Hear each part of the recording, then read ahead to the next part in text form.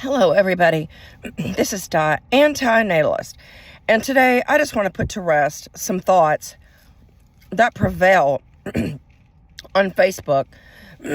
And they prevail within my country, the U.S., and they prevail especially in developing countries or poor countries. And there is this overwhelming belief that people with money are at a level of which they're going to appreciate life. It's very, very untrue. If you look on all the anti-natalist forums, most of the YouTubers are white Americans. I'm pretty sure most of the child-free groups originated in America or North America, Canada, somewhere. But the founders, the original YouTubers, were American, white, privileged white people, right? It is altogether wrong to think that just because somebody has money that they're not going to have any problems. I mean, look at all the famous people who have had so many problems. Whitney Houston and her daughter, and they both died of drug use and in the bathtub or falling asleep, for God's sake. Elvis Presley's family, his lineage was wrecked with troubles. And Michael Jackson, I mean, so many famous people have been outwardly exposed because of their personal problems, their dilemmas, their drug abuse. Look at Johnny Depp. And domestic abuse, child abuse, parents of celebrities have children that don't like them. Life is unfair for everybody. And I want to tell you folks that think that Americans have it so easy. We suffered greatly during the pandemic. Call it spoiled, if you will, but we were used to convenience. We were used to 24-hour stores. We were used to, being able to drive or go places without masks. That was all curtailed. That was stripped from us. And that may be something petty, to some of you who are just scraping by and, literally living day to day, to fill your stomachs. And I understand there's a huge difference. I'm not comparing our suffering to your suffering. But what I'm saying is, first world people suffer greatly. And having more money than somebody else does only means that you have more money than somebody else does. It's not going to cure disease. It's not going to prevent viruses. It's not going to prevent, a truck running into us and disabling us. It's not going to prevent aging. Some of you people who are very delusionary, you think, oh, well, money can buy a doctor or a pill that can help you live longer or live bullshit. If that was the case, all of the celebrities with millions of dollars would have that pill or have that antidote. Look at Oprah Winfrey. She fought her entire life to reduce her weight. If anybody could afford weight loss, permanent weight loss, reduction, taking away an appetite or whatever, it would be her. But it was something that she failed at multiple times, mostly because of her genetics. Our genetics control almost everything. Nobody disagrees that our genetics control our eye color, right? Our eyes, our skin color, the shape of our nose, our ears, the color of our hair. And genetics determines your appetite, whether your appetite is physical, regarding eating, or whether it's a sexual appetite, or, whether it's an adventurous appetite. Like maybe you like to race cars, or, maybe you like to jog, at 6 a.m. That's genetic. It's just as genetic as your eye color. Americans have to work a lot to support their lives and their lifestyles. There's a lot of competition in America. Everybody wants a bigger apartment, a bigger condo, a bigger house, a better car, more cars, a boat, another boat, a better boat, bigger boat. We want more leisure time. We want more vacations. We want better vacations, better hotels. That is constant striving for something that, may never happen. You're constantly spinning your wheels in a Sisyphean battle to meet your desires and to compete with those around you. Men strive to be stronger, better looking, more desirous, wealthier, smarter, to attract the opposite sex. Women strive to be prettier, healthier, thinner, sexier, to appeal to the opposite sex. Now, that's universal, I think. And it's very, very strong in America. We have a lot of government rules in America. We have a lot of bureaucracy. We have a lot of pains in the butt. And just by getting a speeding ticket or, running a red light or something could cost you hundreds of dollars. And then raising your insurance rates. Some people even have to get rid of their car.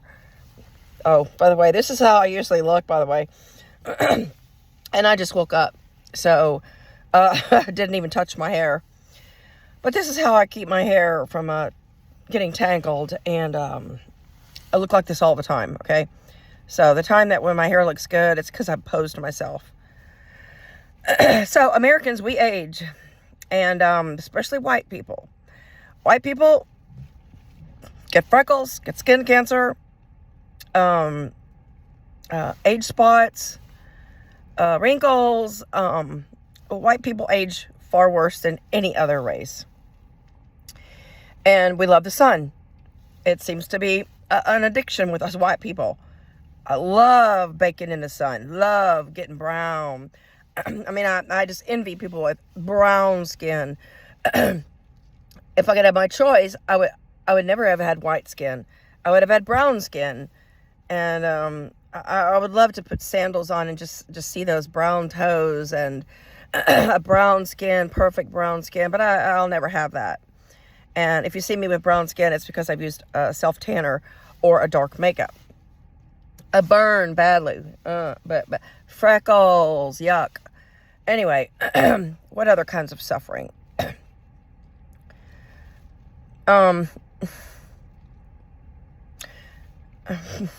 People bully each other in the workplace, and it's usually the people who are sometimes successful and hardworking and likable who get bullied. And people who have it better than others seem to get bullied and hated on. And it's very small. It's a very, very small trait. It's pathetic that people would, hate on somebody who's either vulnerable or on somebody who's, talented, pretty, smart, rich, whatever. Jealousy is very common in America, and it's common everywhere. People in America get cheated. People in America get robbed. We have a lot of crime in America. So much crime. I've been a victim of crime so many times. I've had my wallet stolen twice in New York City. I've had packages stolen from my front porch. My credit card account has been hijacked many, many, many times, maybe 10 times, and huge purchases put on those cards. Huge purchases. And it's disgusting. Nobody wants to get cheated. When I was in India, I had a taxi driver, and he wanted me to buy him a Royal Enfield motorcycle. He went so far as to take me to the showroom and even to show me an iPad of different options. And he showed me the color, the olive green color that he liked. The audacity. I mean, I may have superfluous money to him, but then every other American does too. I mean, any American could possibly, charge this item that he wanted and pay it off or dip into their savings. But who's going to do that? What is my obligation to give him some luxury item? Because he's a taxi driver. And I was generous to him in and of itself. That's really repulsive to me.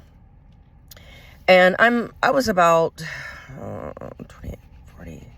20 years older than him.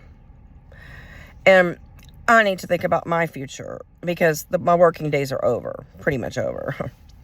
But it's a big cheat when somebody thinks that they owe you something. If somebody gives you a gift, that's one thing. And, if somebody likes you or cares for you and they give you something, that's altogether different. But for just a generic individual on Facebook, online, or when you're traveling, thinks that, just because maybe they saw a $100 bill in your wallet, or maybe a stack of, rupees or pesos, that they think that they are entitled to that. That's just very cruel, because it's taking, that money I need for myself, my trip, any potential crisis. I need to turn the money in when I go back home. I have a lot of dogs I support. And I know I did get the feeling from this individual that I didn't have the same respect I have for dogs. And he was a family man. He had kids. Natalists always feel that they are deserved something. And most people are natalists. In America, most people are natalists. Most people have kids. They don't have as many kids, but they have kids. And in America, they are given handouts, given supplements. They got generous supplements during COVID. And that's another thing. Resentment and frustration of being child-free. When natalists around you are, taking from that, government Uncle Sam pot, and we are not getting anything, but we are putting into the pot. Our taxes go to, supplement these natalists. Unfairness strikes everybody. Unfairness is unfair. It's senseless. Natalists are not disabled as a rule. They are not needy. They have deliberately brought children into the world. Now, I understand, a woman's husband could die and she could be left with children, and, maybe needs a little handout, maybe needs a little helping hand, especially with a job, job connections, or maybe some brief childcare or work at home or something. But natalists don't need handouts for long term. They decided to bring lives into the world, lives who are going to suffer, lives who are, going to need food and beverage. That was my breakfast. Hash browns and Fresca. So I've talked about many, many ways that Americans suffer. And you may be thinking, yeah, but you've got shoes on your feet, or you've got 20 pairs of shoes, or, your job pays $20 an hour and blah. $20 an hour in America or Canada, US or Canada, is kind of average. It's kind of what you need to even get an apartment and pay for a car and gas. $20 is not hardly any money to even save or to buy insurance, health insurance. So, although our lives are more abundant, we have abundance, it's not guaranteeing happiness, and it certainly never will. People die suddenly all the time. People lose their parents, they lose their friends, they lose their spouse or their siblings or their children. People die suddenly all the time. That will never change with humanity, no matter how rich you are. Mourning and grief are prolific with the human race, all across the board. And just today, I was talking to somebody online in another country, and he just thought, gosh, all Americans are just doing really good, and they have, how could you even think that? I mean, even if you turn on the TV, you see how much gun violence and domestic violence and suicides. I mean, how can you negate that and think just because, we drive a shiny new Mustang, or, bought the latest Gucci purse or something? How can they balance that out and think that we're doing well? We're doing very poorly. And another thing, Americans are in debt. Most Americans owe money, a lot of money. I mean, an average American might owe $200,000 to $600,000 or even $1 million on a house that they bought. They usually have a couple of cars, and they usually buy those with loans. They have extended credit. So, okay, I just listed a gamut of reasons why Americans suffer and why we do not have it good over here. Life is not a bowl of cherries. It's not a piece of cake living over here. Just going to a college, getting degree after degree, only just to get a job that just pays the rent and food and, car payment. We're in the same boat as everybody else.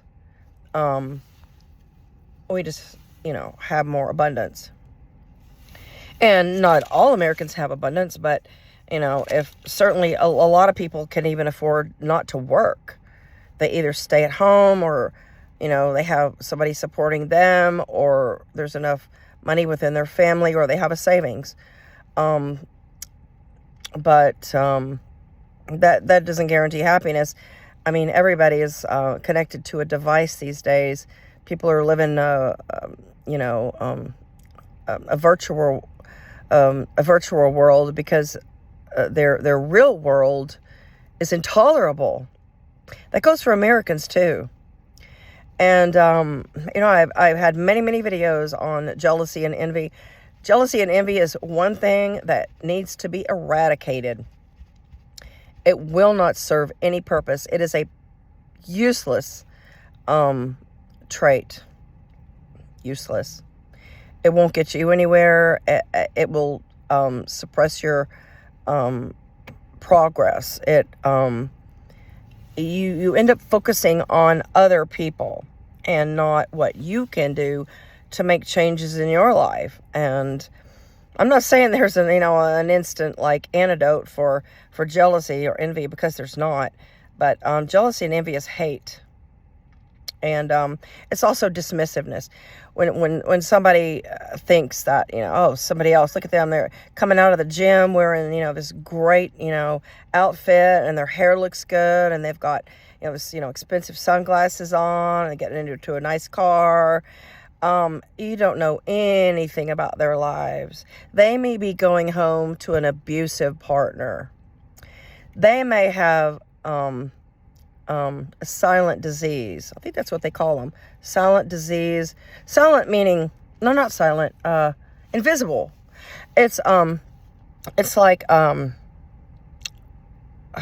lupus, diabetes, or some kind of mental illness where you don't see it outwardly. It's not like somebody's missing arms, but they have a significant amount of disability regarding mental health or physical health that you cannot see from just looking at them. They may look perfect to you from the outside, and then they have this invisible disease. So, yeah, I mean, it's just so easy to dismiss somebody else's suffering and say, oh, but you've got, nice hair, or you get, your hair, straightened or colored, and look, you got, nice makeup, and, or you have a personal trainer, or you have a nice car. I mean, how could things be bad for you? There's so many aspects to living that are required to make a person happy. And it's not just looking good or, driving a new car. Come on. Every antinatalist should know that. Unfairness is unfair. And everybody who was born was placed into unfairness. It is unfair that we were the lucky sperm that made it into this oblivion we call life. So, please, please, please, you antinatalist, don't compare your lives to first world lives, Western lives, and think that we don't have significant problems, because suicide is very high in North America, and we have guns to do that, and we suffer greatly. I invite you to befriend an American or a Canadian or an Australian or an English person, a British person, and talk to them for a while. Get to know them. Even get to know the people that you envy. And you'll come out with an entirely different conclusion.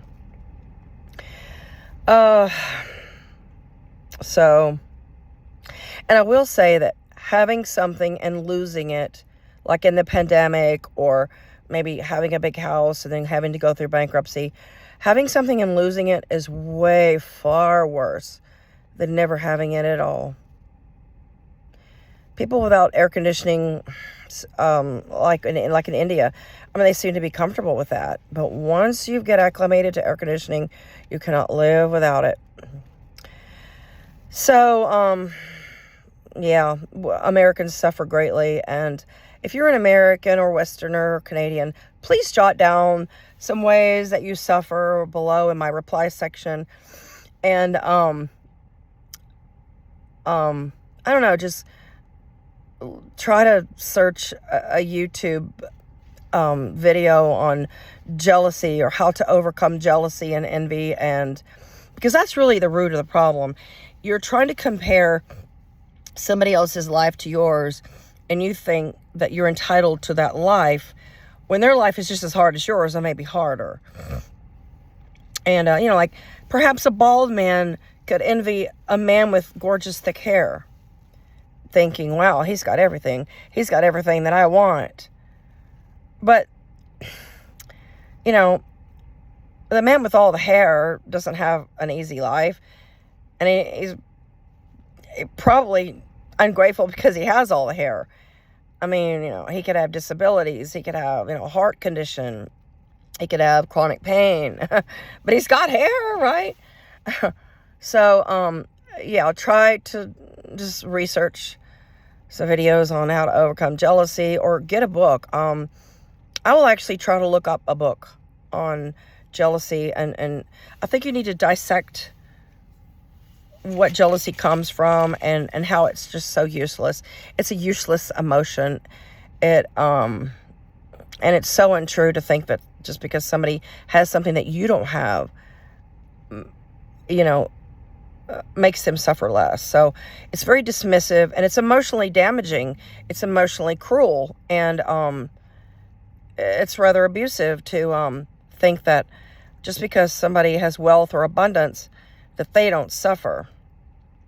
And it's a matter of dismissiveness of their own state of being and their own dilemma. And everybody needs support. Everybody needs concern and care. And yeah, folks, even those billionaires, they suffer.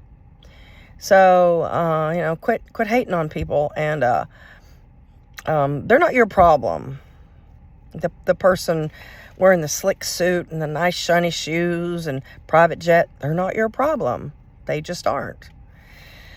So, everybody suffers, and please do not reproduce, and please do not reproduce anymore if you're a parent watching this.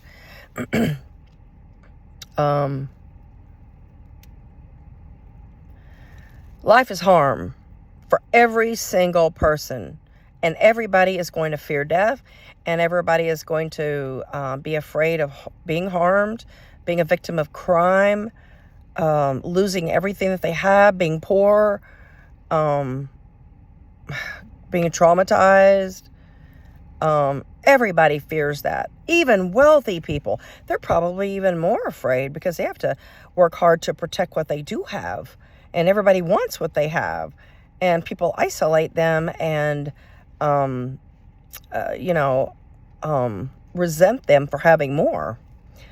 So the only thing that we should work towards is non-reproduction, voluntary human extinction, supporting antinatalism, promortalism, mythilism, you name it. Anything that ceases reproduction and prevents another soul from being born should be the focus. Certainly not jealousy, certainly not what first world people have. Just focus on promoting the agenda of non-reproduction. So thank you for watching this far.